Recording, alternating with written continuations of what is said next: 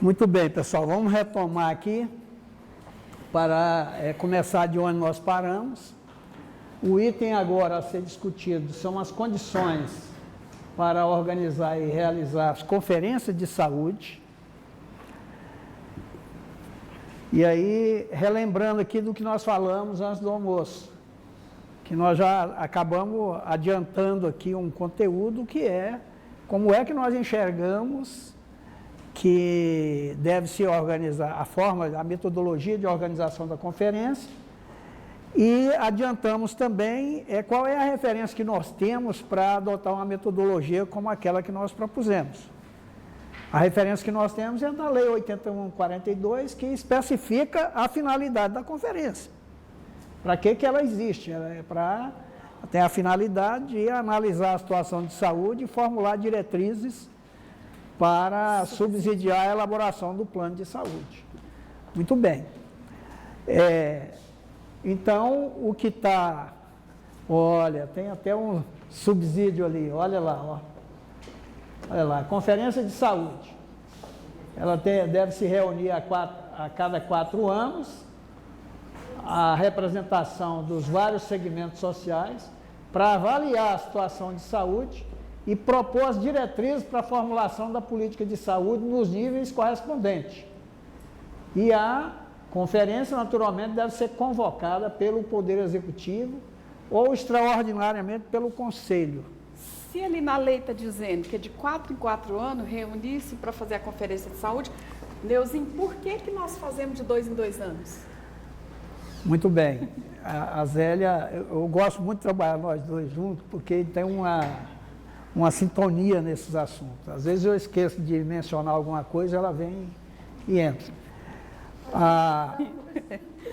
Dá uma complementaridade de qualidade, né?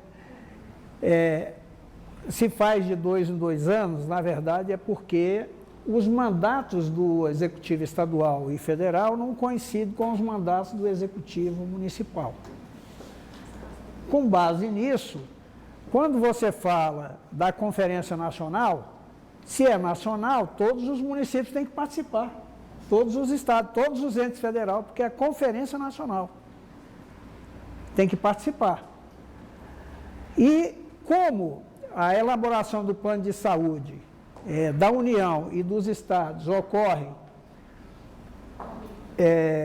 no seu primeiro ano de mandato, então você tem que fazer no primeiro ano de mandato a conferência para subsidiar a elaboração do plano de saúde. O planejamento daquele mandato começa no primeiro ano de mandato. E aí, depois, no último ano de mandato, fica para a execução do próximo mandatário. Certo?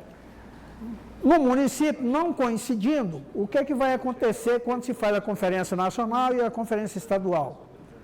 Os municípios fazem uma etapa municipal da Conferência Estadual e da Conferência Nacional.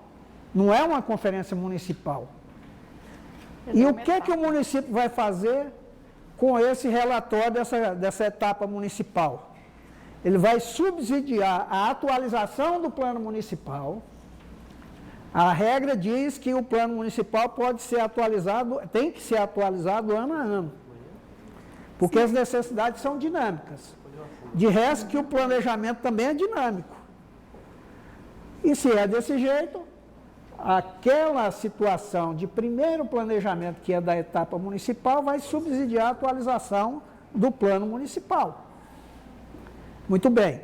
Mas vai subsidiar também, porque o município vai também estabelecer diretrizes para o Estado e para a União.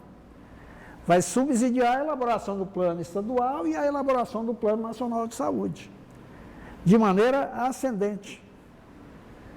Entendeu? Agora, por quê? Então, não se faz conferência municipal de 2 em 2 anos, se faz de 4 em 4 anos. Entretanto, em 2 anos você faz...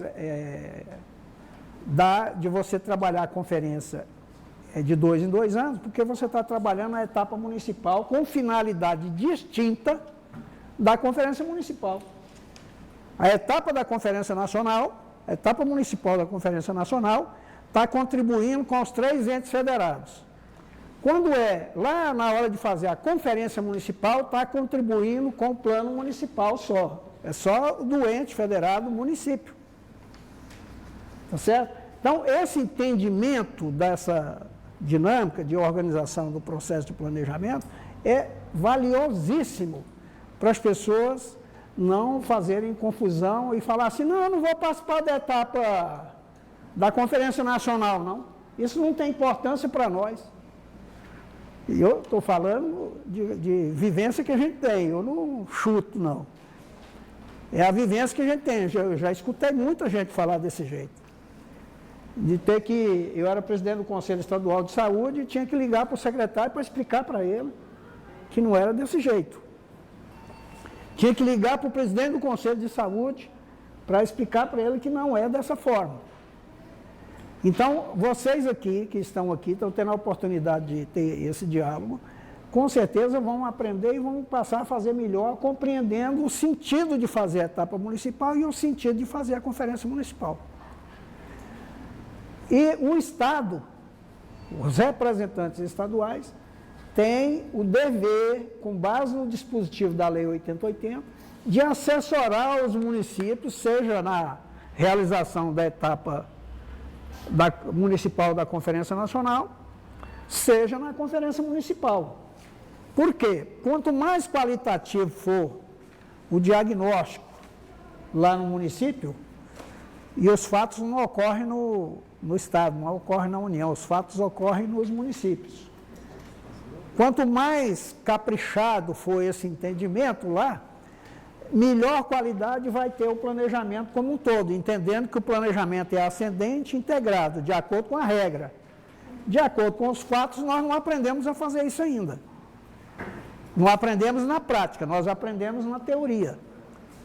Eu perguntei agora, essa semana, para a assessora técnica do COSEMES, que é o órgão de colegiado que representa os secretários municipais de saúde, e perguntei para um secretário municipal de saúde.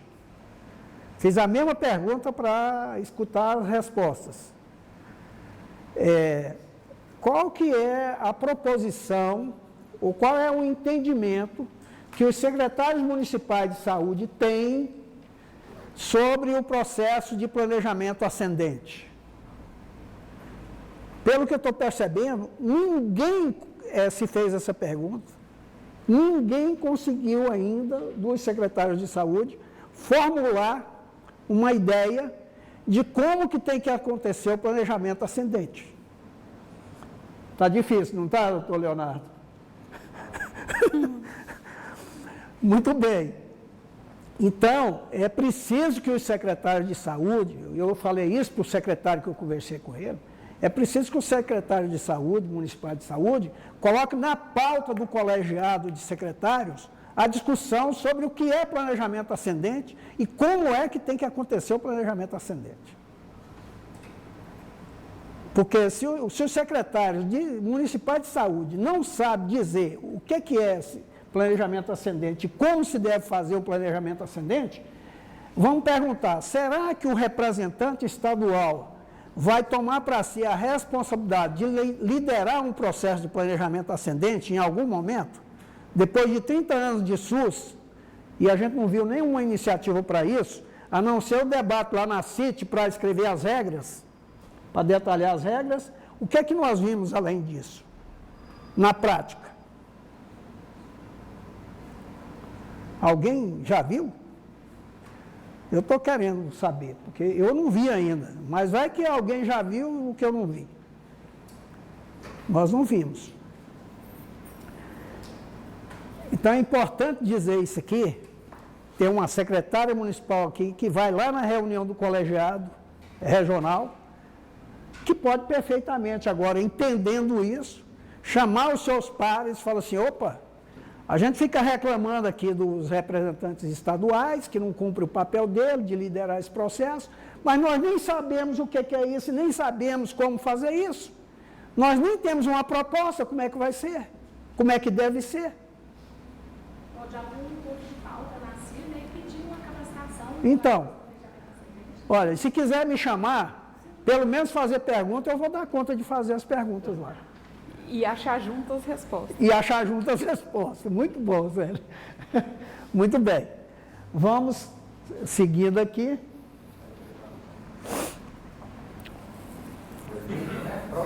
É da conferência, né? E aí? Vamos lá. Nós estamos falando da conferência. Então, a pergunta é, vocês já exerceram aqui a organização e realização da conferência municipal de acordo com esse regramento que está ali na Lei 8142?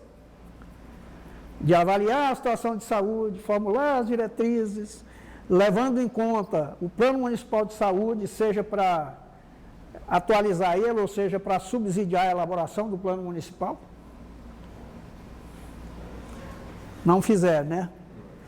Então, falem um pouco para mim, como é que é a conferência municipal aqui? Como é que ela acontece? Como é que é o processo de organização e realização?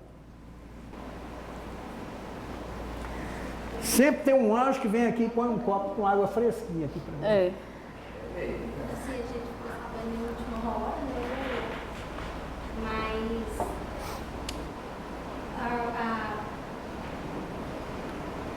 a organização foi feita por nós, né? A regional. Quem são? Pela secretaria, né? A secretaria, uma coisa da secretaria, como servidora, né? Que ela é Certo. Isso, foi feito pelo conselho. E a documentação, né, toda aquela pauta que vai ser discutida já é mandada pelo Conselho Estadual, né? Uhum. É porque tem o tema, né? Cada conferência tem os temas. Os eixos a ser debatidos é enviado pelos textos. E, assim, já teve um apoio da regional, né, com a palestrante, explicando, falando sobre o tema. Uhum. Quem coordenou não foi o conselho. Foi a secretária com a presença do Conselho. Mas o conselho foi com presença. Mas qual foi a ação do conselho na conferência? Para assim, ficar mais... Entende? Especificamente, o que o conselho fez na conferência? A participação do Conselho e seus membros, com tudo que foi debatido, foi levantado também as questões, quando abre essas questões, para também um diagnóstico e feito. Uhum. Teve a participação também do Ministério Público nessa conferência. Então não é que o Conselho ficou alheio ou à parte. Uhum. Só que o suporte maior veio da Secretaria de Saúde. Haja visto que não tinha todo esse aparato que já foi discutido anteriormente. Certo? Muito bem. Doravante, A organização Então- das coisas de prática, material, Então, muito bem. antes foi a... que a gente teve, né, desde esse da regional, foi que a secretaria que ia promover isso, né, Denise? Foi isso que a gente teve. Muito bem. na verdade, todas as vezes dessas conferências da saúde, sempre foi a Secretaria que esteve, Uhum. não que esteja controlando tudo, mas devido ao aparato que tem de humano, equipamento, recursos, que envolve Muito toda bem. essa organização. Então vamos fazer aqui uma pequena reflexão. Há muitos conselheiros que acham que o conselho é que tem que realizar a conferência. Há muitos gestores que entendem que o gestor é que tem que convocar e tocar a conferência para frente. Mas a proposta estabelecida na legislação é o seguinte: o conselho tem que estabelecer as diretrizes para o processo de organização e realização da conferência. O conselho é o promotor da conferência. E acho que até por uma questão cultural, a coordenação da conferência também pode ser dada pelo próprio conselho, ou um conselheiro, ou quem o plenário do conselho designar como representante.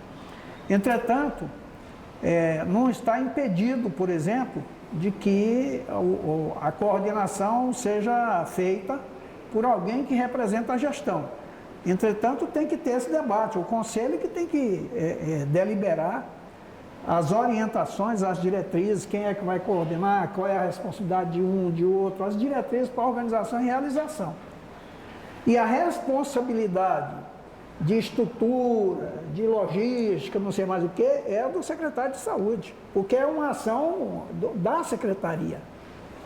Aí precisa, nesse contexto, lembrar que o conselho também é secretaria. Porque eu estou vendo vocês falando assim, não, sempre quem organiza, quem faz é a secretaria. Como se o conselho não fizesse parte da secretaria. O conselho é parte da secretaria, é órgão da secretaria. Então nós precisamos, quando a gente começa falando de uma coisa desse jeito, acaba que entorta o entendimento conceitual. E o entendimento conceitual, que é o entendimento dado pela lei, o conselho é secretaria. Então não tem esse negócio, secretaria. E eu aqui o conselho. Como se não fosse nós. Somos nós. Agora, o conselho tem o papel de formular o processo de conferência. E por meio de resolução, entregar para a secretária de saúde, para o secretário, e ele vai homologar, e depois de homologar tem que cumprir aquilo que está orientado. Com todas as responsabilidades que impõe. E é saudável que todos os conselheiros participem do processo operacional da conferência. O que é o processo operacional? Você cria lá as comissões, a comissão de comunicação, comissão de infraestrutura, comissão disso, daquilo, e os conselheiros compõem essas comissões e vivem todo o processo de conferência. Não adianta os conselheiros ir lá e deliberar e falar assim, não, eu já fiz a minha parte. Se ele não interagir, qual é a contribuição que ele vai dar para o resultado final da conferência, que é o relatório das diretrizes e das ações? Então, dá para a gente entender que a gente não delega isso, a gente participa. A gente participa, cada órgão com a sua responsabilidade. O gabinete do secretário tem uma responsabilidade com infraestrutura, com logística e com a responsabilidade institucional de, ao final, homologar as resoluções, cumprir as determinações que estão na resolução, dar consequência para as diretrizes estabelecidas, incluindo, debatendo tecnicamente a viabilidade de inclusão daquelas diretrizes no plano de saúde, e aquilo vai virar uma ação, uma execução da ação, e depois vai aparecer um resultado daquilo que está previsto no planejamento. Esse é o caminho que tem que ser. Então, dá para a gente afirmar que aqui no município não tem ainda as condições, ou não foram executadas ainda da forma como deve ser, né? Pelo que eu ouvi aqui. Eu me lembro uma vez que a gente fazia mesmo um processo de avaliação mais crítico dessa participação social, onde a gente dizia, olha, aquelas conferências em que você bota um carro de som na cidade, chama as pessoas, faz uma mesa de abertura, aí o prefeito faz o discurso, o presidente da Câmara faz discurso, um monte de gente faz discurso, e aí terminou, aí chama um cara de fora, o cara faz uma palestra, e terminou a palestra, o pessoal bate palma, depois vão para o almoço, depois vão para casa. Será que essa metodologia, ela conseguiu identificar os problemas? Conseguiu formular diretrizes mesmo? Com esse método? Então, é importante a gente procurar fazer essa reflexão, tentar responder essas indagações, para a gente perceber a diferença entre uma coisa e a outra. Qual é o método que pode ser mais eficiente e eficaz? Qual é o método que a gente está fazendo que não tem resolvido nada?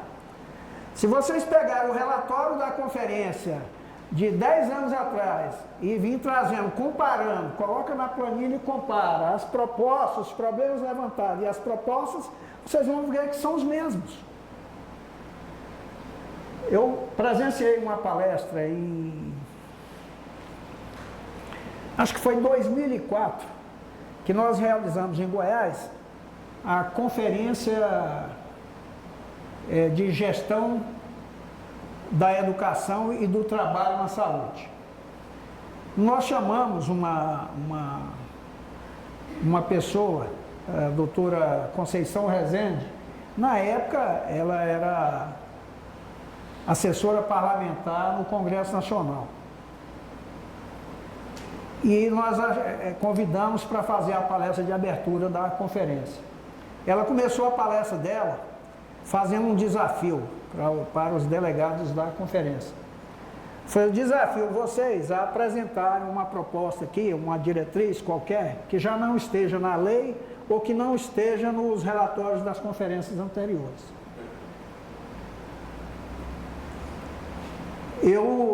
Quando eu falei aqui de comparar os relatórios para avaliar isso, eu estou me lembrando desse desafio dado pela doutora Conceição Rezende. E francamente, eu não fui me dedicar a esmiuçar isso para saber se apareceu alguma coisa nova. Mas eu concordo com o desafio que ela fez. Eu acho que tem muito tempo que a gente não consegue inovar em nada, porque nós estamos repetindo os métodos. Está fazendo do mesmo jeito, o resultado vai ser o mesmo. Não vai ter diferença. Se você pegar os relatórios das conferências nacionais de 2000 para cá, você vai ver que é basicamente a mesma coisa. Coisa que os caras já discutiram e já formularam lá na 8ª Conferência Nacional de Saúde. Quem inventou esse método? Qual? Tem sido copiado. Olha, eu acho que é uma pergunta muito boa aqui para... O senhor conseguiu me dar uma provocada lascada agora, né? Que é o seguinte, o que aconteceu? O que acontecia antes de 1986? Eu falei aqui de manhã. As conferências eram feitas entre técnicos, estudiosos, cientistas. Não tinha participação popular. Só que naquele momento de 1975, e aí em 1979 teve um seminário em que tinha já representantes da comunidade, mas tinha cientistas, estudiosos e tal. Desse seminário saiu a formulação básica para a construção do Sistema Único de Saúde e para a organização da 8ª Conferência Nacional de Saúde. Então, quando foi para a Conferência Nacional de Saúde, os caras levaram um estudo técnico para orientar a formulação do Sistema Único de Saúde. Mas já um estudo técnico feito com a participação popular, de representações populares. Então, na Conferência Nacional de Saúde em 86, a primeira que teve participação popular, aquelas pessoas estavam enganjadas, porque tinha um movimento contra o regime ditatorial e as pessoas estavam enganjadas nisso. Mas tinha todo como é que eu diria assim, um esforço técnico, científico para orientar a comunidade. De lá saiu o melhor relatório de conferências que aconteceu até hoje, apesar das conferências ocorrerem desde 1941. Saiu o melhor relatório, que é o que orientou a criação do Sistema Único de Saúde como ele é. É o que balizou lá na Constituição, nos artigos 196 a 200. Os artigos da Constituição, da Lei Orgânica, tudo foi o relatório da 8ª Conferência Nacional de Saúde. E de lá para cá, ao invés de vir com essa bagagem técnico-científica junto com a comunidade, abandonou-se isso. Então não dá para responder, seu Zé, quem foi que criou isso, quem foi que implantou. Foi um processo que foi levando a isso. O que nós estamos chamando a atenção aqui é o seguinte, o que está lá na lei já nos orienta a fazer de outra forma. Eu estou pegando o referencial da lei para a gente criar as condições para inovar, para melhorar, porque nós estamos na mesma linha desde 1986. A solução normativa que está em desafio. Quer dizer, ele tem um editor que publicou uma instrução normativa